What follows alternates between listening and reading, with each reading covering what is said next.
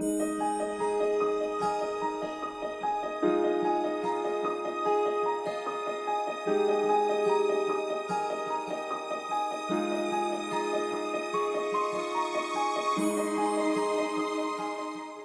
buenos días, hermanos. Nuevamente doy las gracias al Señor, al pastor Antonio y a la iglesia por darme el privilegio de participar en el ministerio de la palabra, en el cual estoy hace unos 40 años al servicio del Señor, y porque Cristo es mi vida, Cristo es mi caminar.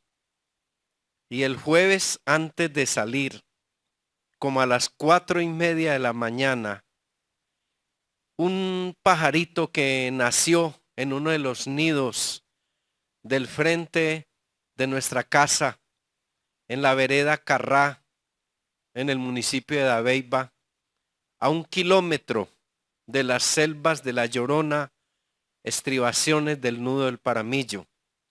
Entonces algunos pajaritos han nacido ahí porque nosotros, debido al verano, les colocamos plátanos para que vengan a comer. Y este pajarito que nació ahí me tocó la puerta de la ventana a las 4:30 de la mañana. Y yo le di gracias al Señor porque no uso despertador. Pero hay un pajarito jilguero que nos despierta entre las 4:30 y las 5 de la mañana. Entendí que entonces me levantaba a mi deber misionero. Y ya entonces mi esposa había preparado el café, 2 de mis hijos estaban ya también levantados, mis especiales, tengo un hijo mayor que es autista y una niña síndrome de Down, ellos sí estaban durmiendo todavía. Entonces oramos, le entregué a mi esposa un sobre donde tenía el dinero para hacer mercado antes de venirme y besé a mi esposa en la frente, la abracé, le di gracias al Señor por los 40 años que hace que me acompaña como esposa y compañera de ministerio. Ha sido para mí algo de mucha felicidad saber que puedo amar tanto a una mujer que me acompaña por 40 años. Es algo de mucha gratitud y de mucha motivación para los que aspiran casarse. Y luego ya viene el joven de la moto que me trae de la vereda hacia el pueblo en ese largo camino de la vereda Carrá hasta Dabeiba. Y luego de Dabeiba hacia acá, 172 kilómetros de recorrido, unas 5 horas para llegar a Medellín.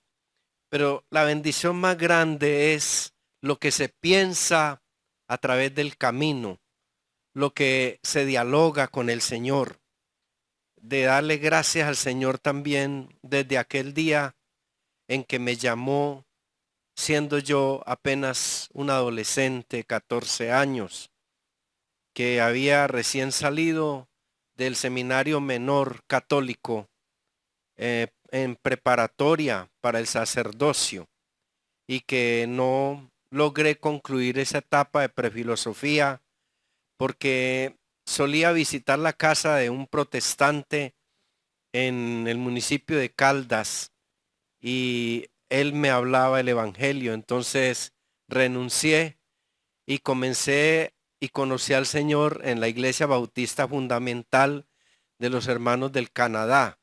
Desde entonces he estado en los caminos del Señor. Nací para servir al Señor, no me quedan dudas. Es lo mío, es lo mío. Y ese recorrido de Dabeiba hacia acá me hizo reflexionar en el privilegio de venir hasta una de las iglesias que conserva la genética de la sana doctrina en Latinoamérica y en el mundo, en este local, en el cual no me siento forastero, sino que me siento hermano, me siento hermano. Y entonces me ha llegado desde hace tiempo un pasaje de la palabra de Dios con referencia a hoy, el día que se celebra la resurrección, el pasaje del camino a Emaús, pero he titulado el mensaje El encuentro con la vida.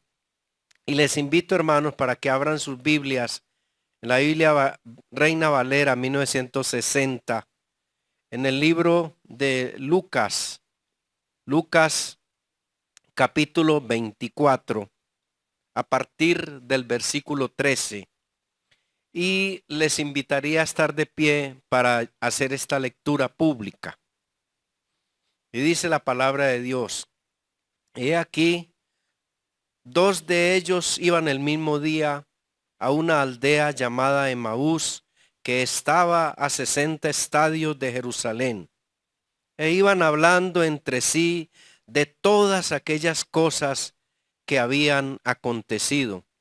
Sucedió que mientras hablaban y discutían entre sí, Jesús mismo se acercó y caminaba con ellos. Mas los ojos de ellos estaban velados para que no le conociesen. Y les dijo: ¿qué pláticas son estas que tenéis entre vosotros mientras camináis? ¿Y por qué estáis tristes? Respondiendo uno de ellos, que se llamaba Cleofas, le dijo: ¿eres tú el único forastero en Jerusalén que no has sabido las cosas que en ella han acontecido en estos días? Entonces él les dijo: ¿qué cosas? Y ellos le dijeron: de Jesús Nazareno, que fue varón profeta, poderoso en obra y en palabra delante de Dios y de todo el pueblo, y cómo le entregaron los principales sacerdotes y nuestros gobernantes a sentencia de muerte y le crucificaron. Pero nosotros esperábamos que él era el que había de redimir a Israel. Y ahora, además de todo esto, hoy es ya el tercer día que esto ha acontecido. Aunque también nos han asombrado unas mujeres de entre nosotros, las que antes del día fueron al sepulcro, y como no hallaron su cuerpo, vinieron diciendo que también habían visto visión de ángeles, quienes dijeron que él vive. Y fueron algunos de los nuestros al sepulcro, y hallaron así como las mujeres habían dicho, pero a él no le vieron. Entonces se les dijo: oh insensatos y tardos de corazón para creer todo lo que los profetas han dicho. ¿No era necesario que el Cristo padeciera estas cosas y que entrara en su gloria? Y comenzando desde Moisés y siguiendo por todos los profetas, les declaraba en todas las escrituras lo que de él decían. Llegando a la aldea donde iban, llegaron a la aldea donde iban, y él hizo como que iba más lejos. Mas ellos le obligaron a quedarse, diciendo: quédate con nosotros, porque se hace tarde y el día ha declinado. Entró pues a quedarse con ellos. Y aconteció que, estando sentado con ellos a la mesa, tomó el pan y lo bendijo, lo partió y les dio. Entonces les fueron abiertos los ojos y le reconocieron, mas él desapareció de su vista. Y se decían uno a otro: ¿no ardía nuestro corazón en nosotros mientras nos hablaba en el camino y cuando nos abría las escrituras? Y levantándose en la misma hora, volvieron a Jerusalén y hallaron a los 12 reunidos y a los que estaban con ellos, que decían: ha resucitado el Señor verdaderamente y ha aparecido a Simón.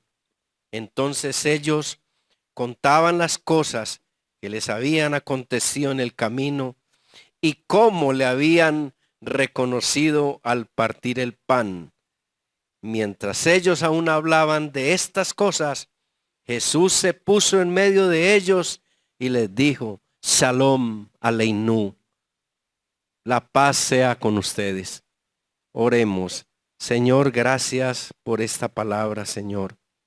Gracias porque te tenemos a ti, un Cristo vivo. Y nuestra vida ya no es una vida muerta, sino una vida resucitada. Permite, Señor, que nosotros manifestemos esa resurrección a través de nuestra vida contigo. Y damos gracias por esta palabra. Bendícela, Señor, ilumínala a nuestros corazones y nuestras mentes. Es nuestra petición, en tu nombre, Jesucristo, oramos. Amén. Pueden sentarse, hermanos. La historia entonces de los discípulos de Emaús, caminando Cleofas con otro discípulo a lo largo del camino a una aldea llamada Emaús, que según la historia está a 11 kilómetros de la gran ciudad de Jerusalén. Caminando se piensan muchas cosas.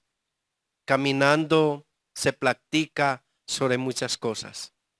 Y es que ese camino a Emaús era un camino obligado para todas las culturas que por ahí pasaban.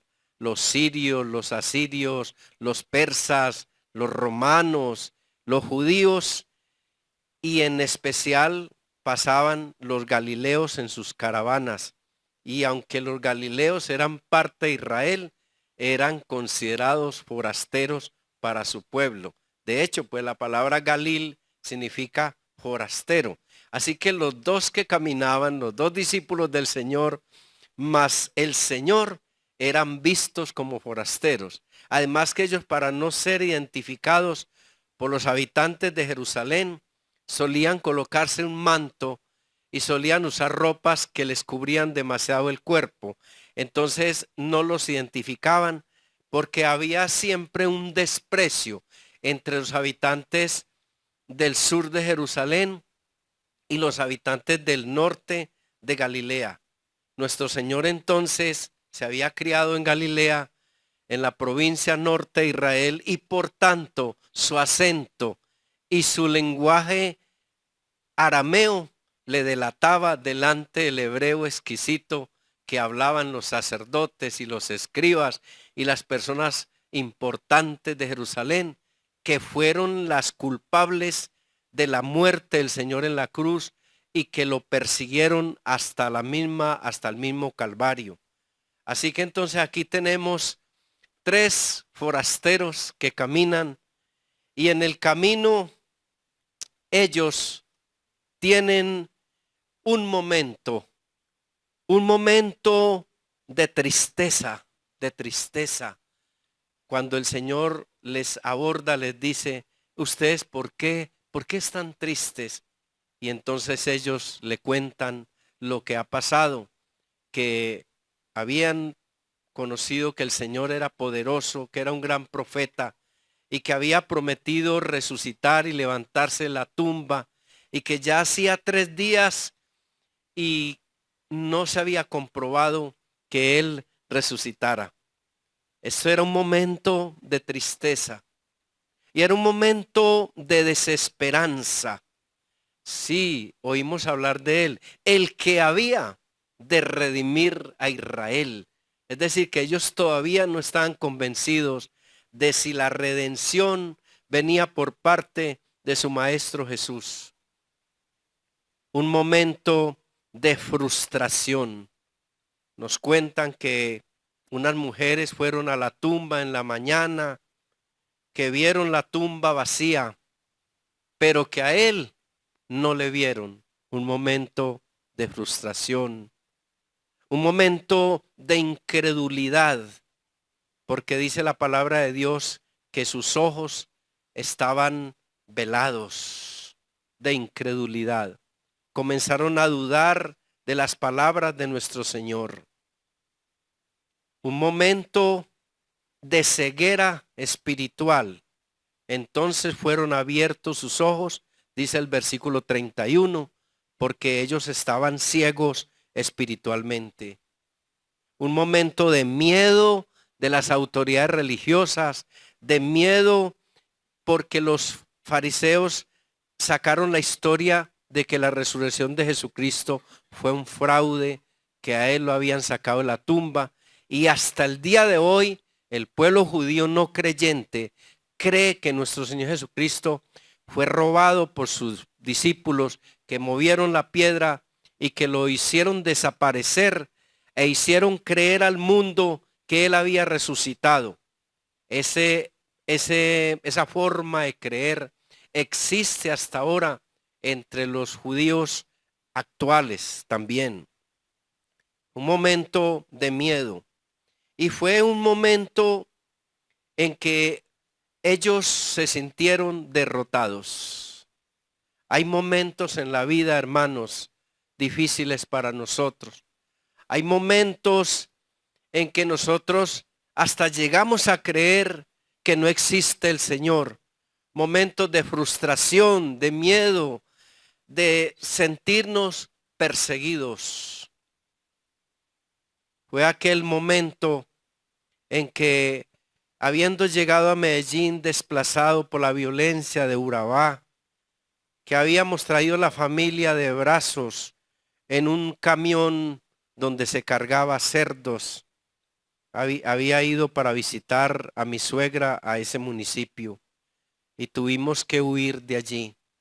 Y cuando llegué a Medellín no veía cómo era que iba a trabajar, pues todavía no había comenzado a pastorear la iglesia de Envigado. Y yo me senté a escuchar el himno de Israel mientras palpite un alma judía y nuestros ojos vean a Dios, no estará perdida la esperanza de ser un pueblo libre en nuestra tierra, la tierra de Sión y de Jerusalén. Es un himno bastante nostálgico que se vive hoy en la guerra. Mientras palpite en el corazón la esperanza de un alma judía, no estará perdida esa esperanza, la esperanza de 2000 años de ser un pueblo libre en nuestra tierra, la tierra de Sión, Jerusalén. En esa canción, de esa nostalgia, de esa tristeza judía, porque cuando uno escucha los himnos de Israel, nota que hay un vacío allí, y es el vacío del Cristo que resucitó y que ellos todavía no han querido aceptar. Por eso cuando usted escucha la música judía, la gente que es mesiánica, la gente que es de allá, hay un vacío, hay una tristeza, porque falta la presencia de nuestro Señor Jesucristo resucitado. Y entonces en ese momento de escuchar el himno, yo levanté una plegaria al Señor, le dije, ay Señor, Baruch atah Adonai, bendito tu Señor. Baruch atah Elión, bendito seas Dios eterno. Y entonces, cuando dije esas palabras, sentí como un suave calor en el cuerpo y sentí como que el Señor me decía, yo estoy aquí, yo estoy contigo todos los días hasta el fin del mundo, yo estoy acá presente. Entré a trabajar entonces como pastor de una pequeña célula en Envigado, en la cual estuve 23 años como pastor. Ya hace casi 3 años que salí de allí y entonces entré como misionero a un área totalmente distinta, con comodidades distintas. Pero esto sucede cuando pude escuchar al maestro por el camino del ministerio, por el camino de la vida cristiana, por el camino donde a veces se sienten tristezas también y desesperanzas y frustraciones y a veces incredulidad y otras veces ceguera espiritual. Pero el Señor nos responde y nos dice, aquí estoy. no te dejaré, no te desampararé. Y esto fue lo que pasó con los discípulos de Emaús en aquel momento.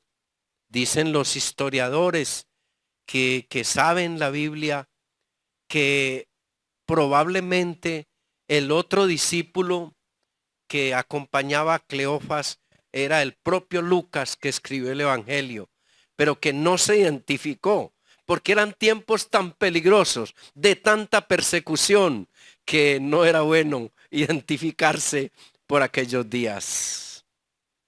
Es un momento, pero también hay aquí una problemática, la tragedia humana de tantos que caminan con Jesús y que lo llevan en sus bocas y que lo llevan en su literatura y que lo profesan y que hasta le hacen grandes cultos religiosos, pero sin creerle y sin reconocerle, porque han entrado en lo que llama la psiquiatría una enajenación mental. Los ojos de ellos estaban velados, dice el versículo 16. ¿Cuántos que tienen? Esta mañana, por ejemplo, celebraban el Urbe et Orbi, que era la bendición papal para el mundo. Urbe et Orbi. O sea, del Vaticano para el mundo. Y yo dije, eso es mentiras. Nosotros no creemos en el Urbi et Orbi. Creemos más bien en el Cristo universal. Y es mucha la religión, pero poca la creencia, porque hay una ceguera espiritual. Los ojos están vendados. Además que Él les dice, oh insensatos y tardos de corazón, oh anoetos, sin conocimiento pleno de mí, reduccionistas que redujeron la existencia de Jesús para ese momento, una existencia interina, una existencia de paso.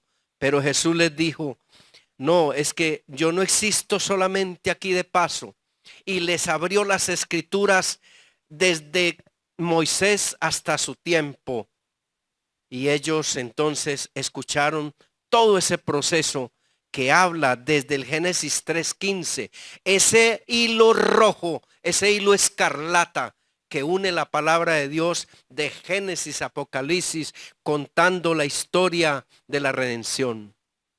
Ellos, anoetos, no les está diciendo torpes únicamente, no. Les está diciendo, ustedes tienen un vacío en su conocimiento.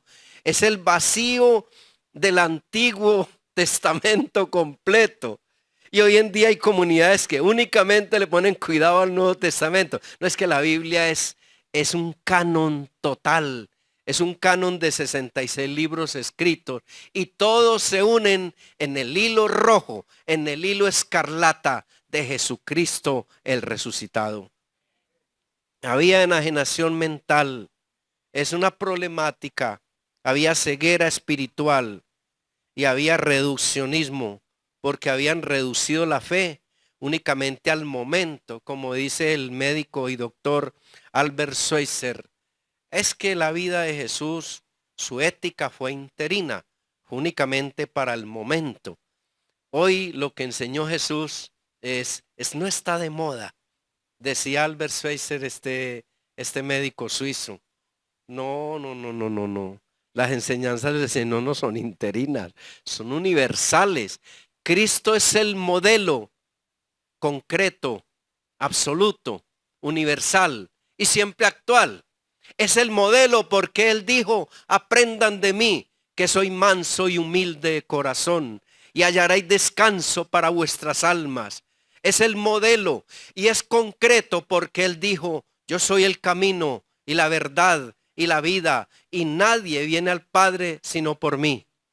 Y es absoluto porque el apóstol Pedro dice que en ningún otro hay salvación, porque no hay otro nombre dado a los hombres en quien podamos ser salvos. Jesucristo, Dios hecho hombre, es absoluto y es universal, porque dice el apóstol Pablo que en el nombre de Jesús se dobla toda rodilla de los que están arriba en el cielo, de los que están abajo en la tierra y los que están en las aguas debajo de la tierra.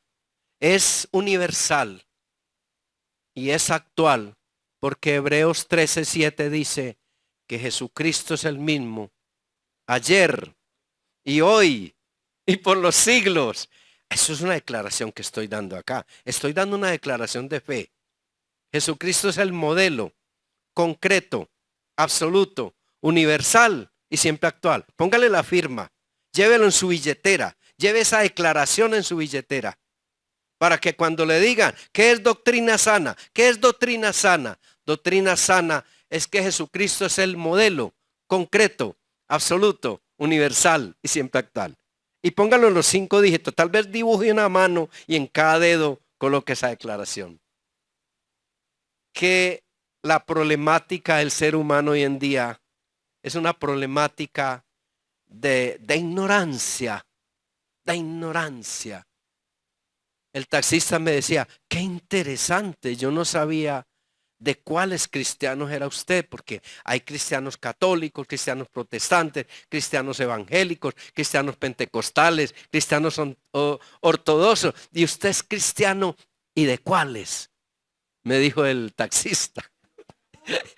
Yo decía, no, yo soy cristiano de los que se centran en Cristo y en su palabra, y de los que tienen un Cristo vivo y no un Cristo muerto. Y él dijo, ahora sí lo comprendo, pero pocas veces veo a mis colegas los taxistas que ellos quieran profundizar en estas cosas. Le dije, sí, porque son anoetos, están vacíos de conocimiento, porque Cristo camina con ellos, pasa al lado de ellos, pero ellos no lo perciben, porque las cosas de Dios se han de percibir espiritualmente. Y el que no ha nacido de nuevo no puede percibir a Jesús, porque tiene los ojos vendados y solo hasta que Cristo lo toque puede comprenderlo.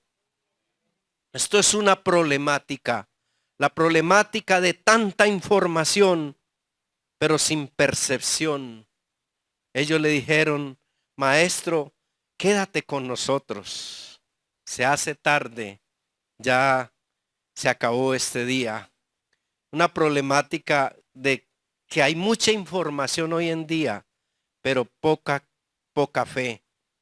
Falta de un nuevo nacimiento, mas los ojos de ellos estaban velados. Es la tragedia humana de tantos que irán al averno, al infierno, por no decirle a Cristo, quédate con nosotros, Señor, porque se hace tarde. La tragedia de un infierno que ha sido creado para las personas que no quisieron tener en cuenta la santa palabra de Él. Pero es que la resurrección y el camino a Emaús tiene un propósito. Y el propósito es sentar el verdadero fundamento de fundamentos. Ha resucitado y ya se le apareció a Pedro. Esa expresión, ha resucitado, era para asentar el fundamento máximo del cristianismo, la resurrección. Tiene un propósito y es enseñar que tenemos un Cristo vivo y no un Cristo muerto, y que por esa razón no asistimos ni a procesiones, ni cargamos santos de barro, porque nuestro Cristo es un Cristo vivo y nuestra fe es una fe viva. Y los campesinos en donde yo estoy, hay una iglesia que canta de que vive Dios, es un Cristo vivo y aunque no lo vemos, pero lo sentimos, porque el Cristo que yo alabo no es de yeso ni de palo, es un Cristo vivo, no hay que transportarlo. Esto enfurece al cura, porque el cura dice, uy, esta gente me ofende, porque le cantan a un Cristo vivo. Y entonces es el fundamento de la iglesia cristiana, un Cristo resucitado, un Cristo vivo, porque Él vive, triunfaré mañana. Porque Él vive, triunfaré mañana. Porque Él vive, ya no hay temor. Porque yo sé que el futuro es suyo. La vida vale más y más solo por Él. Ese es un Cristo vivo. Ese es un propósito de este pasaje. Es afirmar que la iglesia cristiana no se basa en un mito, sino en un hecho. No es un mito, es un hecho. Un mito es el nacimiento de la Virgen de Lourdes en Francia. Eso es un mito. La Virgen de Piendamó es un mito. El Señor caído de Girardota es un mito. Toda esta santería que se tiene son mitos. Que se le apareció la Virgen allá en Guadalupe es un mito. Hay iglesias que están llenas de mitos, pero la iglesia cristiana apologéticamente, la apología, que significa la defensa de la fe, no nace como consecuencia de un mito, nace como consecuencia de un hecho, del Cristo que nació y padeció bajo el poder de Poncio Pilato y fue crucificado, muerto y sepultado, y resucitó al tercer día. Este credo niceano, que se organizó en el año 325 con la dirección de un obispo llamado Atanasio, declara la historicidad de Jesús, no solo en el texto bíblico, sino que también lo dice Flavio Josefo, lo dice Suetonio, lo dicen los historiadores paralelos a esa época. Sí, la fe nuestra no es un mito, es un hecho. Y por esa razón tiene un propósito el tema de esta mañana, el tema de los discípulos de Maús, la resurrección de Jesucristo. Confirmar la trascendencia y la inmortalidad del hombre.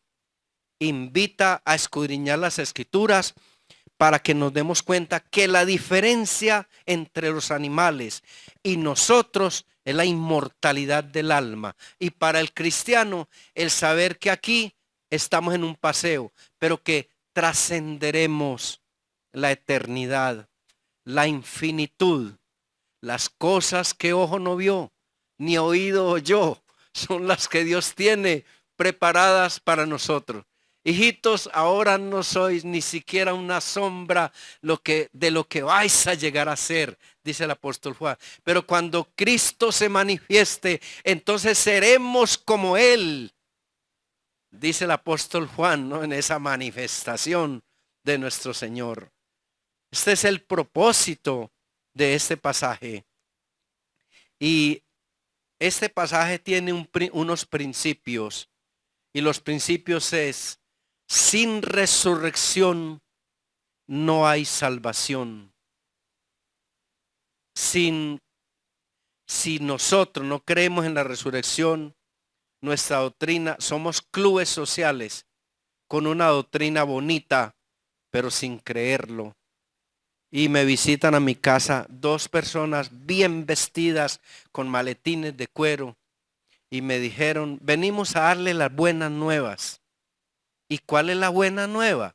La buena nueva es que este mundo se va a acabar y no va a quedar nada. No, eso no es una buena nueva. Eso me asusta. No. Eso no es una buena nueva. Y bueno, y para usted, ¿qué es una buena nueva? Que Cristo el Señor ha resucitado. Es para mí una buena noticia. ¿Y usted lo creen? Dice: no, nosotros no creemos en lo sobrenatural. Nosotros no creemos que Cristo resucitó. Fue parte de la literatura, parte del carisma. Y entonces, si Cristo no resucitó, vana es entonces vuestra fe, vana es entonces vuestra predicación, y estáis todavía muertos en delitos y pecados. Entonces aquí, hermanos, hay un principio: sin resurrección no hay trascendencia, no hay eternidad, no hay infinitud, no hay salvación. Estamos muertos en delitos y pecados. Hay un principio grande y es que el hecho de Jesús domina el mito. Verdaderamente ha resucitado. Y hablando de mitos, es increíble que hay una congregación que a un señor se le aparece un ángel que se llama el ángel Moroni. Y ese ángel le muestra a él un libro y unas inmensas gafas. Y le dice, de ahora en adelante la revelación será diferente. Mirarás la nueva Biblia con estas nuevas gafas. Y se le llama el libro Mormón, los santos de los últimos días. Y hasta hablan muy bonito de Jesús. Pero hay un pequeño detalle. Es un detalle histórico, es un detalle apologético. Y es que es un mito y no es un hecho. Y construir sobre un mito es como un hombre necio que edifica su casa sobre la arena. Hay un principio, y ese principio, hermanos, es que la resurrección y la muerte de Cristo es la fuente de toda nuestra fe.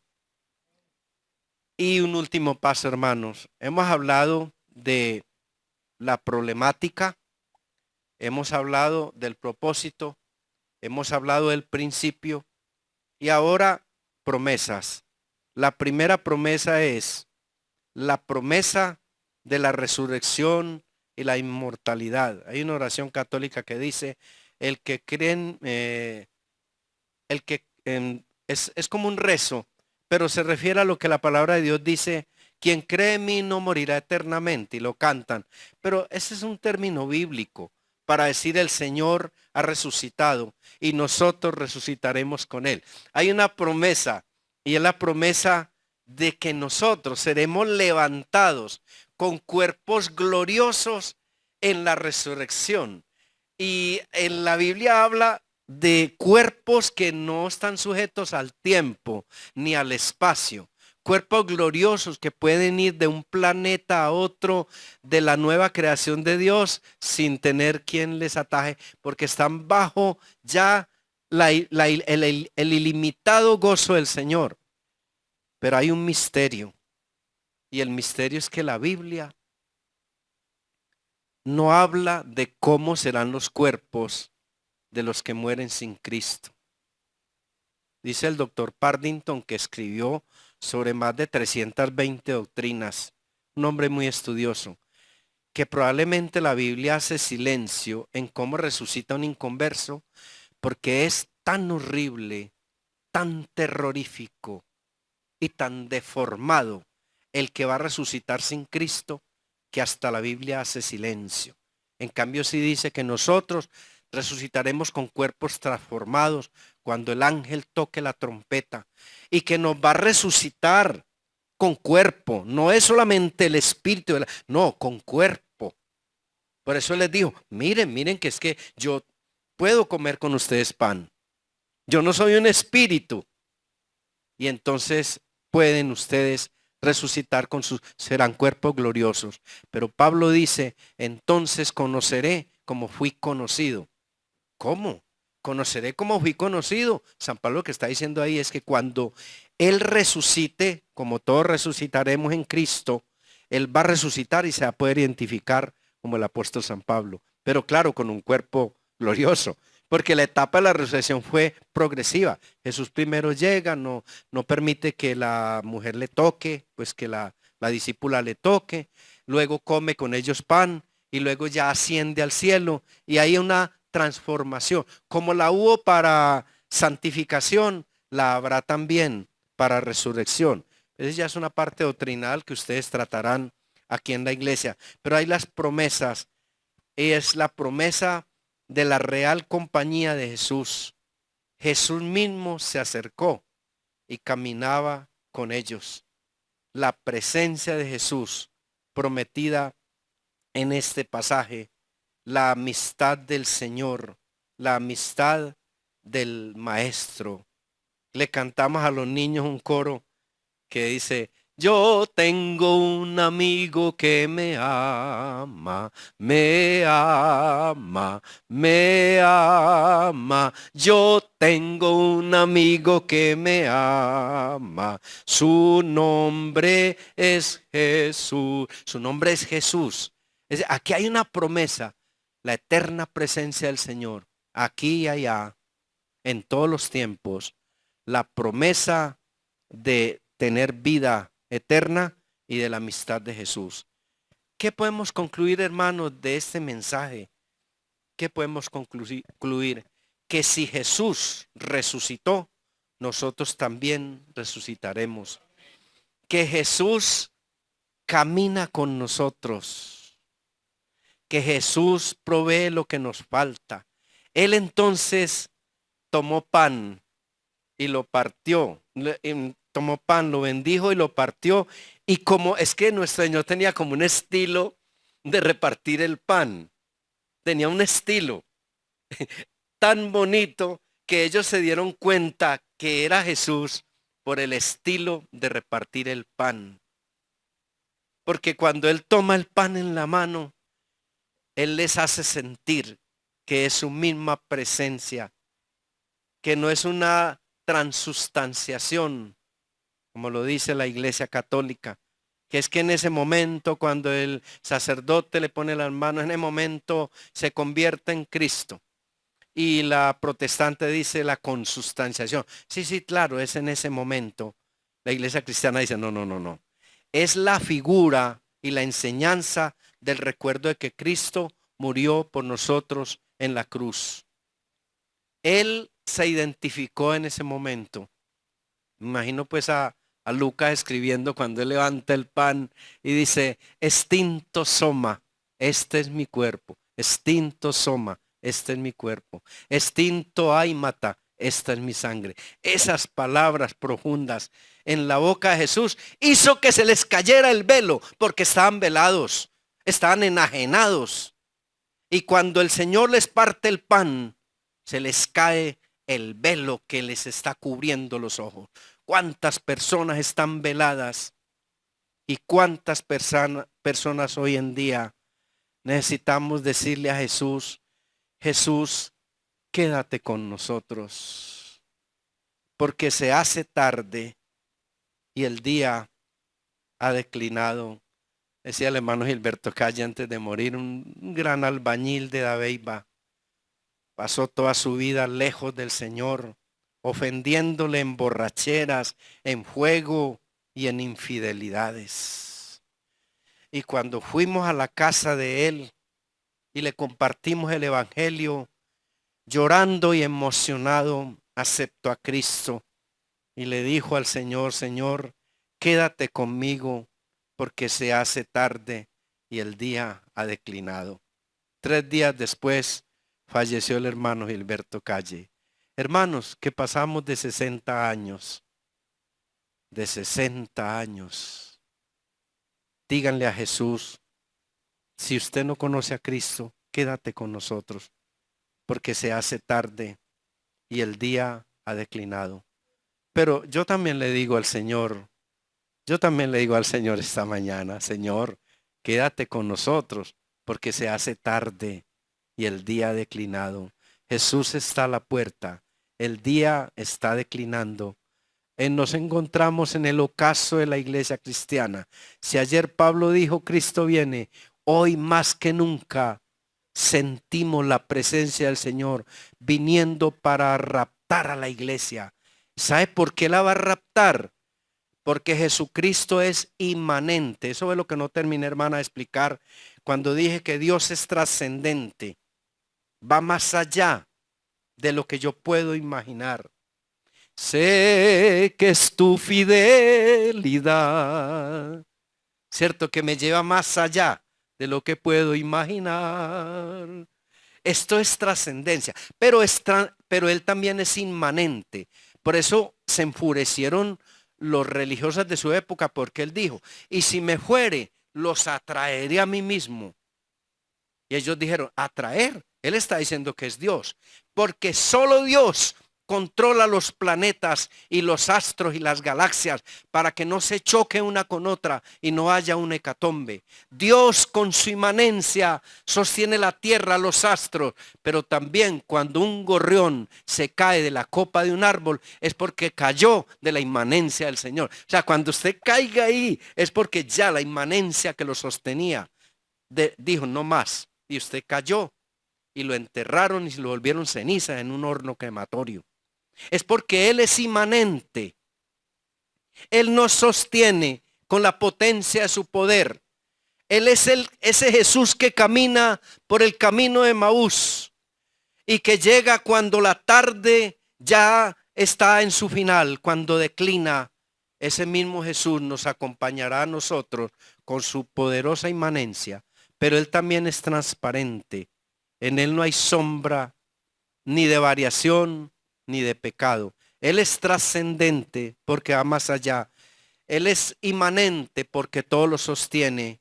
Y Él es transparente porque Él es el Santo de Israel. Qué bonito, qué promesas, qué conclusiones la que el Señor nos da de este pasaje. Y qué agradecido estoy de que ya declinando también la tarde de mi vida, porque yo siento muchos dolores en el cuerpo ya, o sea, el brazo izquierdo, y a veces se me encalambra y todo, o sea, y me duele el cuerpo, me duele. A veces cuando hacemos una visita de 2 horas a visitar los indígenas, y eso es muy duro. Y cuando uno camina 2 horas, porque yo no tengo moto ni carro ni nada, soy un pastor de a pie. Le he servido al Señor 40 años, pero soy un pastor de a pie. Y yo llego cansado y acaricio a los niños especiales. Pero en la noche digo, ay Señor, quién sabe si mañana podré levantarme a la misma hora. Porque la tarde declina y para muchos ya es el ocaso. Hermanos, los hermanos que anden por ahí obnubilados, enajenados, y como teniendo el cristianismo como una literatura, hermanos, díganle al Señor, quédate con nosotros, porque el día ha declinado. Quédate con nosotros. Digan como decían nuestros hermanos afrodescendientes en Estados Unidos, que tenían un inglés distinto, decían, Kumbaya, my Lord, pasa por aquí, Señor. Kumbaya, my Lord, pasa por aquí. Digámosle al Señor, Señor, gracias por caminar con nosotros. Dios les bendiga, hermanos.